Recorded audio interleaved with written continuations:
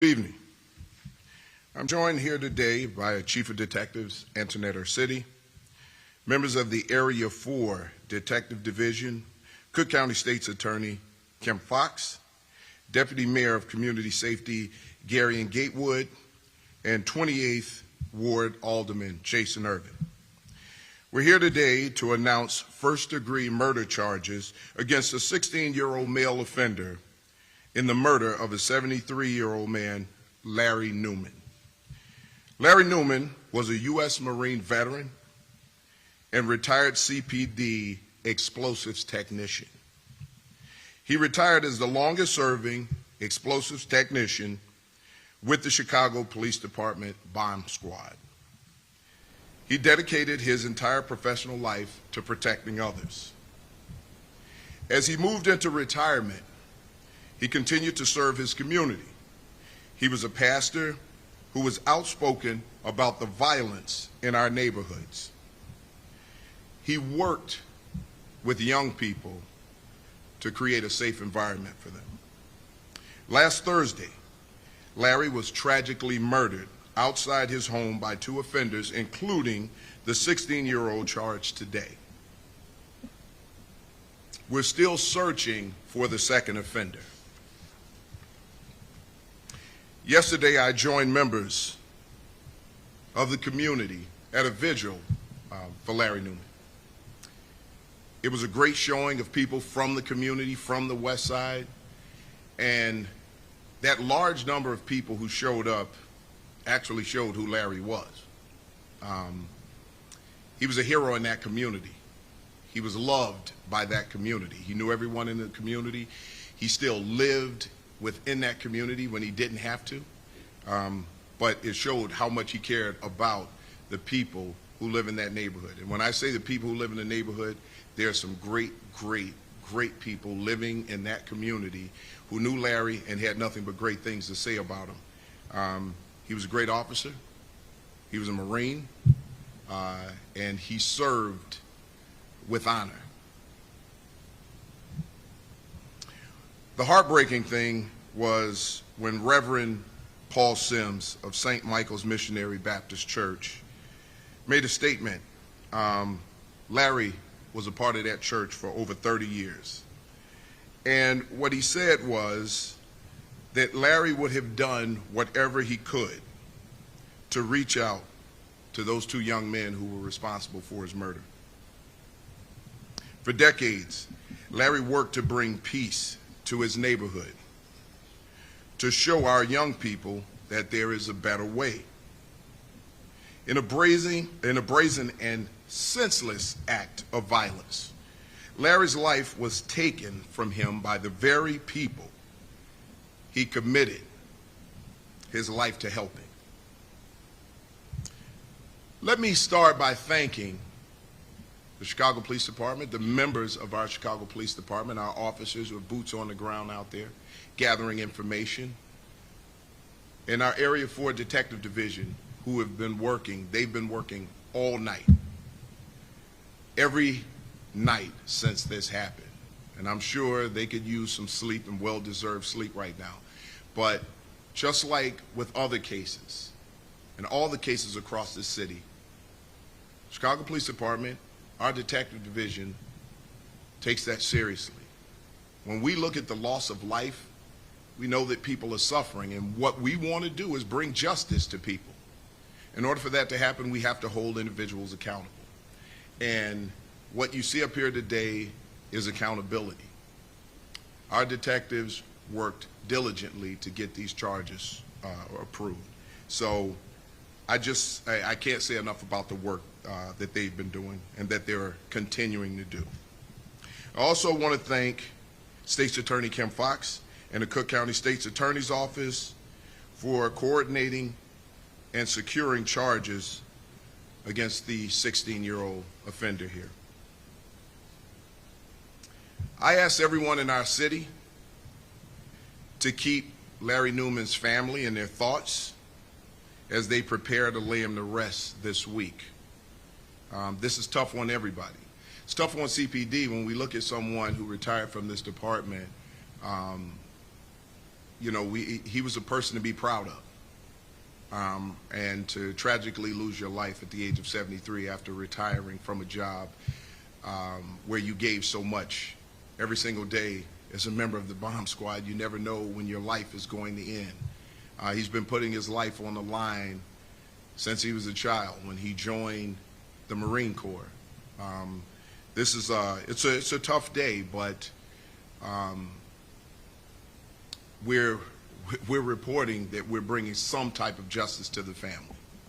Won't bring Larry back, but hopefully, we can stop another family from going through something like this. So we will carry on Larry's mission. We will continue to honor Larry and other members of any community who have stepped up and tried to do whatever they could to better those communities. With that, I'm going to turn it over to Chief of Detectives, Antoinette Ursitti. She's going to give you an update on how the investigation unfolded. Good evening. I want to extend my condolences to the Newman family as they grapple with this profound loss. For the past 4 days, the Area 4 Homicide Team and members of the Area 4 Technology Center investigating this case have canvassed for information and evidence while combing through hours of video evidence in hopes of bringing accountability and justice in this case. Detectives learned that Larry Newman was outside his residence paying a worker who was cutting his grass when he saw the two offenders approach with guns. Seeing that these two individuals were armed, Newman heroically pushed the worker out of harm's way. Newman then retrieved his firearm from his waistband. The two offenders began firing, striking Newman. Newman was able to fire at the offenders, who fled from scene on foot. On Saturday, detectives released a community alert and a video narrative with images of the suspects wanted in this case. This community alert generated multiple anonymous tips, which provided detectives with the identity of the 16-year-old charged today. A member of the Area 4 Priority Response Team also recognized the offender from a previous encounter in May in which he was wearing the same clothes. Yesterday, with assistance from members of the community, this 16-year-old offender turned himself in to Area 4 and was positively identified as one of the individuals involved in the murder of Larry Newman. The Citywide Robbery Task Force also assisted in this investigation. This juvenile offender has been charged with felony first-degree murder. The detectives involved in this case worked quickly but thoroughly to build this case and trace the movements of the offenders before and after the shooting. The community assistance in this case was instrumental in the investigation. The evidence they provided helped detectives quickly secure charges against this 16-year-old offender.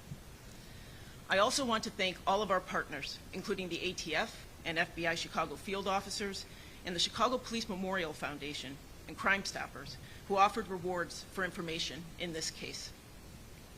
While we have this offender in custody, we are still searching for the second individual involved.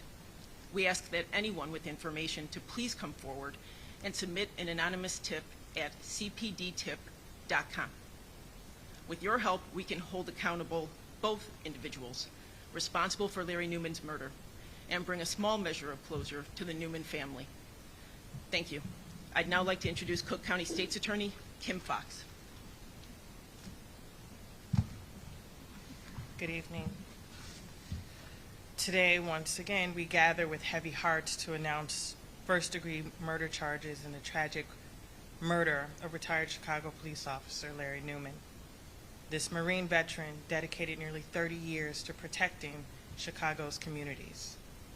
And even after retiring, he continued to give back to the city that he loved, training agents at O'Hare and Midway to detect explosives and other potential threats. He never stopped protecting the people of this fine city. On what should have been a wonderful summer day, Larry Newman was senselessly gunned down while mowing his lawn. This act of violence not only took a beloved husband, father, and friend from his family, but it also robbed our community of a man who epitomized public service and dedication. I too want to express my heartfelt condolences to Mr. Newman's family and all the lives that were touched by him. we should be able to live our lives without fear, or the fear of violence in our homes, on our block. Our home should be a sanctuary of peace, not a scene of tragic and unimaginable loss. What's equally sad is that the suspect in this heinous crime is once again a juvenile, as was the suspect in the recent tragic case of the 7-year-old Jamani Amir, whose murder charges were announced just this past Friday. What is horrifying is that as we bookend our weeks with press conferences like this, that last week it was a child, today it's an elder, and the common thread is other children taking their lives.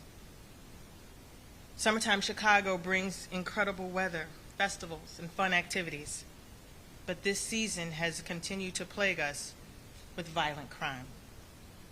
As the summer continues and beyond, we remain committed to working closely with our partners at the Chicago Police Department for a Chicago that is safe for everyone and that no family has to endure the pain of losing a loved one to senseless violence.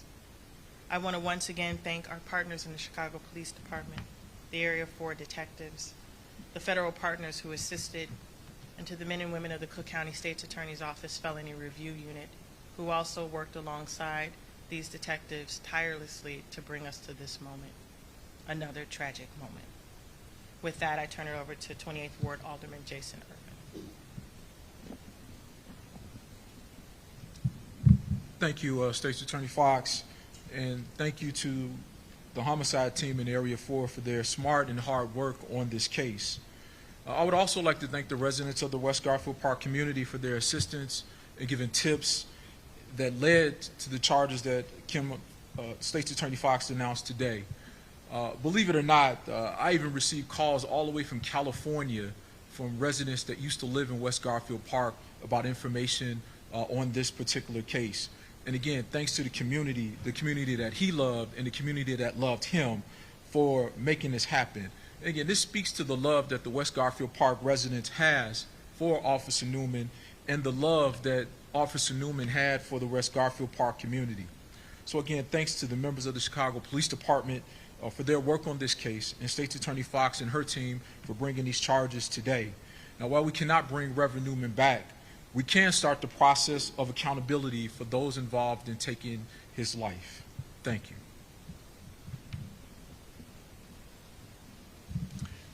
Shortly before I take questions, I probably shouldn't, but I'm going to put him on the spot. Deputy Mayor of Community Safety, Gary Gatewood. I'd like for him to come up and just say a couple of words. He's been very supportive and a supportive arm coming out of the mayor's office with this type of work. Good evening, all. This is a tragic moment. Someone who dedicated their life to this city, protecting this city, lost his life tragically. I cannot commend the work of CPD and the partners here enough for bringing some closure and hopefully solace to this family. We'll continue to wrap our arms around them. We'll continue to wrap our arms around the West Garfield Park community.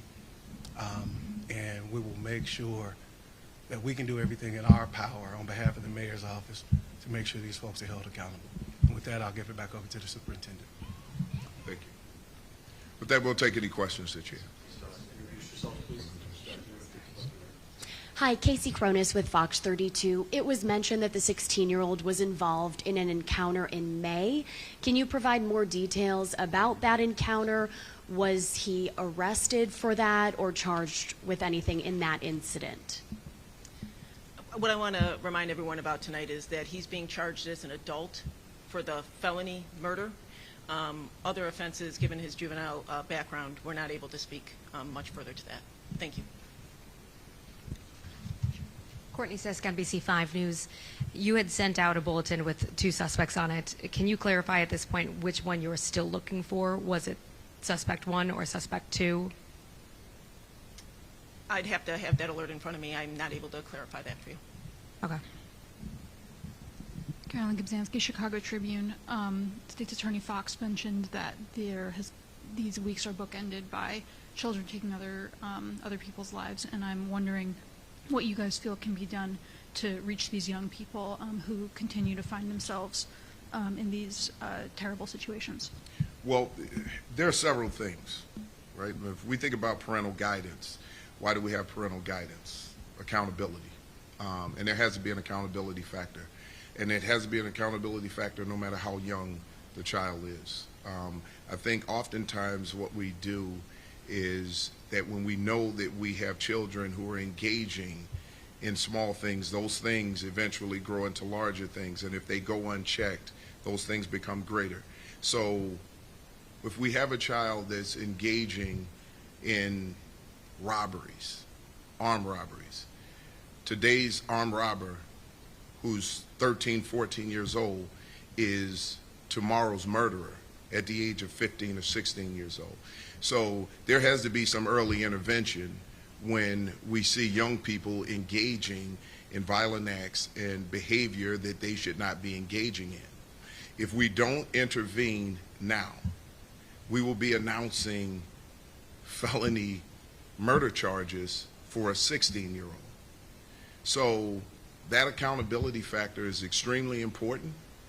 And then we have to get everybody involved. It can't just be the police, right? When the police comes in contact with a young person, we can divert them. We can put them in diversion programs, but we need everybody involved. We need the community involved. We need parents involved. And we need to get a better message to our young people that this type of behavior is not only unacceptable, but it's deplorable. We have teenagers taking lives and then taking the lives of each other. So we're seeing this trend, and something has to be done to stop it. Mariano Giles, with Univision Chicago. Just a clarification. The second suspect, have you identified him or her? Do we know their age? The investigation is still ongoing. Trey Ward, ABC7. After turning himself in, is he cooperating in the investigation? Did he show any type of remorse? Well, I'm going to speak again, not necessarily to anything of a disclosure from the juvenile.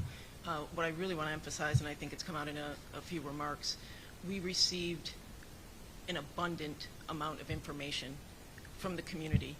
This man was deeply respected, and we were provided so many tips and information that it, in a matter of days, allowed for us to obtain these charges. So I will speak to that. Jermon Terry with CBS News Chicago. The first-degree murder charge obviously indicates that there was intent from these charges. Are you able to elaborate on why the first-degree murder charge, what encountered either hours before, days before, that allowed for you to say that there was intent there waiting? Can someone clarify, please? Sure. Would you please? Without getting fact specific, when we look at a charging decision, we look at the moment also of the incident itself. And so establishing intent, speaking hypothetically, because this case will be in branch court, or branch 66 tomorrow, you will, at 11:30, you all will be able to hear a full proffer. A proffer will be read in camera for all of your benefit. But our analysis is in the moment, was this a deliberate, intentional act? With the full knowledge that that act could cause death.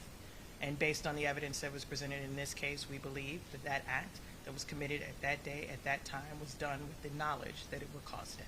And did Mr. Newman have any connection with any of these teenagers, the two involved, prior to the shots being fired or shots being fired? Again, for the benefit of clarity, tomorrow there will be a full proffer with a recitation of the facts that led us to this charging decision. Thank you.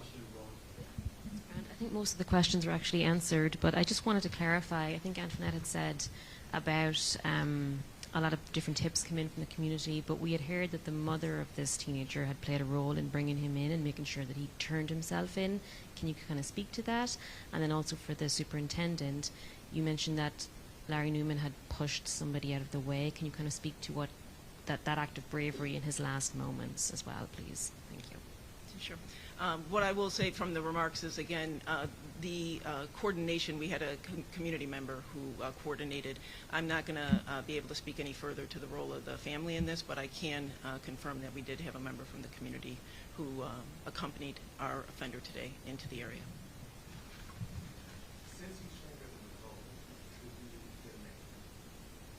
At this point, no.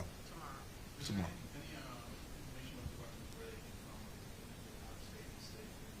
No, and again, we're not going to get that deep into it. So everything will come out tomorrow.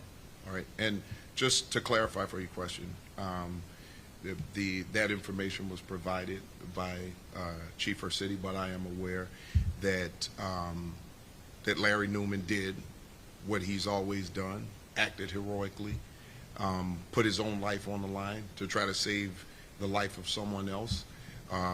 Seeing weapons being displayed and having a belief that this individual's life was in danger, pushed this person to safety and put his own life on the line. Even at 73 years old, he more than likely didn't know any other way to do something like that, because that's who he was as a human being. Right now, until all of the facts come out, those are questions that we're not going to address today. So when, like the state's attorney says, there'll be a full proffer tomorrow. The second suspect is a teenager as well? We don't know. Well, we'll look at it after. Okay. We'll talk about that later.